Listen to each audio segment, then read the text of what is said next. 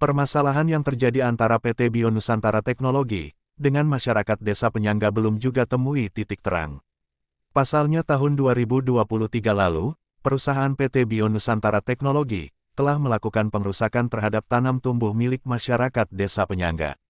Salah satu korban pengrusakan yang dilakukan oleh pihak perusahaan PT Bio Nusantara Teknologi, Bapak Ujang Hanafi. Pengrusakan yang dilakukan oleh perusahaan PT Bio Nusantara Teknologi yakni berupa kebun sawit, yang telah ditanam dan dirawat Bapak Ujang Hanafi bertahun-tahun, dan merupakan sumber pendapatan untuk memenuhi kebutuhan keluarga. Kejadian pengrusakan yang dialami Bapak Ujang Hanafi ini pun, telah dilaporkan ke pihak Polres Bengkulu Tengah pada bulan September tahun 2023 lalu. Namun laporan ini pun telah dihentikan oleh pihak Polres Bengkulu Tengah pada bulan September tahun 2024. Laporan yang disampaikan oleh korban ke Polres Bengkulu Tengah, yang telah dihentikan mendapat kecaman dari masyarakat desa penyangga.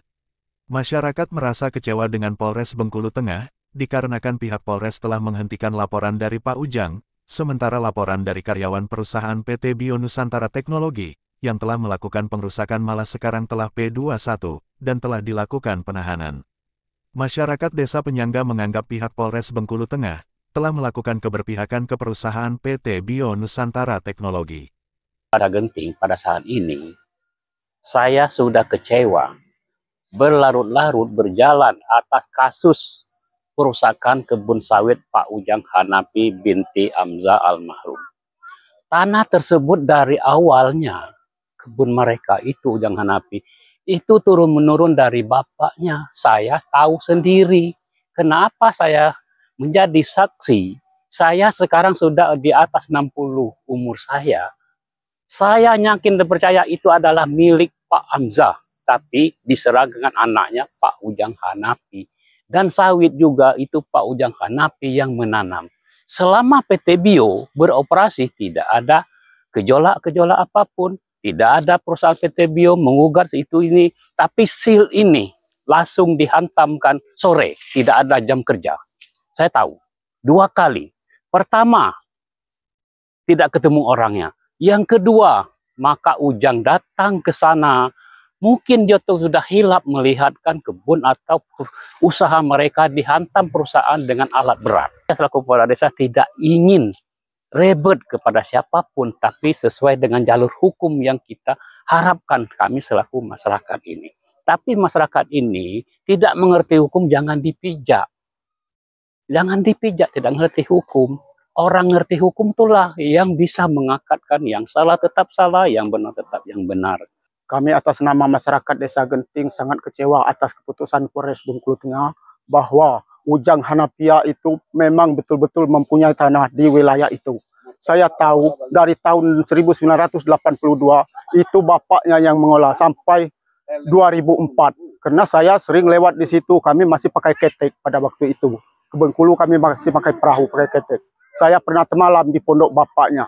Dari tahun 82 sampai 2004 masih bapaknya yang mengelola. Setelah itu baru tanah itu diserahkan pada Ujang Hanafia. Tapi kami masyarakat sangat kecewa atas tindakan Polres Bengkulu Tengah bahwa keadilan sosial bagi seluruh rakyat Indonesia, bagi kami orang kecil ini itu termasuk tidak ada sama sekali. Karena kalau memang ada pengancaman dari Ujang Hanafia, itu jelas awalnya dari pengrusakan tanam tumbuh mereka, bahwa kebun sawit mereka beratusan batang itu ditebang secara paksa tanpa ada kompromi, tanpa ada musyawarah sebelumnya.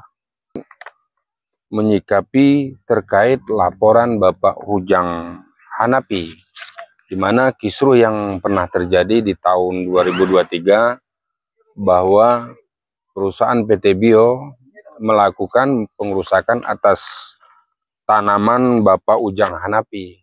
Dari kisruh di tahun 2023 tersebut, Bapak Ujang Hanafi melakukan laporan ke Polres Bengkulu Tengah. Cuma yang kita sayangkan pada hari ini, proses laporan Bapak Ujang Hanafi dihentikan atau SP3 dengan alasan tidak cukup bukti. Di sebaliknya kita lihat laporan dari pihak perusahaan PT Bio ini diterima, ada unsur pengancaman yang dilakukan oleh Bapak Hanafi terkait peristiwa pengrusakan pada tahun 2023 1 September ya. Nah, harapan kami dalam hal ini kepada pihak penegak hukum dalam hal ini Polres Bengkulu Tengah benar-benar adil menyikapi hukum yang ada di Kabupaten Bengkulu Tengah ini. Jangan masyarakat kecil dianggap seperti apa ketika mereka melakukan laporan.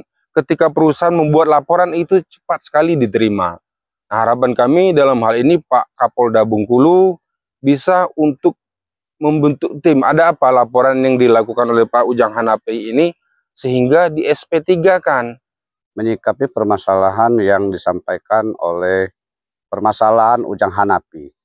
Jadi permasalahan Ujang Hanapi ini sebenarnya dilaporkan kepada Polres ini tertanggal 1 September tahun 2023. Nah, sampai saat ini laporan perusakan yang ratusan batang dilakukan oleh PT Bio ini kok Polres ini menghentikan dengan alasan tidak ditemukan unsur hukum, pelanggaran hukum. Ini yang jadi curang. Ironisnya lagi, ya kan, Ujang Hanapi ini P21 atas laporan Rizky, karyawan PT Bio yang mengatakan bahwa ada pengancaman. Nah, itu disikapi oleh penyidik Polres. Jadi saya melihat ada ketimpangan dalam penanganan kasus ini, ya kan? Keberpihakan penyidik ini saya lihat ada, ya kan? Salah satu dengan tidak menyikapinya laporan perusakan yang disampaikan saudara Ujang Hanapi. Kenapa kasus pengancaman yang dinaikkan? Ini sudah saya laporkan kepada Propam Polda. Kemarin orang Polda sudah sampai ke sini, sudah konfirmasi sama saya dan mereka sudah cek dokumen daripada di Polres ini.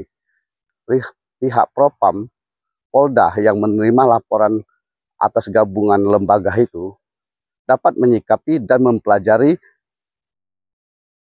permasalahan ini dengan sebenarnya, ya kan? Kalau memang ditemukan ada kecurangan pelanggaran, maka sanksi harus diberlakukan kepada penyidik Polres ini.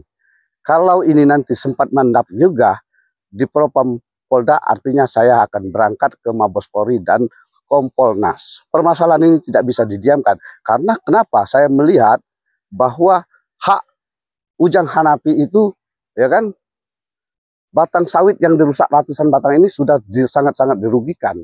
Sementara Ujang dijatuhi dengan P21 kemarin, ya, atas laporan balik daripada PT Bio, ya, atas nama pengancaman. Logika nggak itu? Nggak masuk akal sama sekali.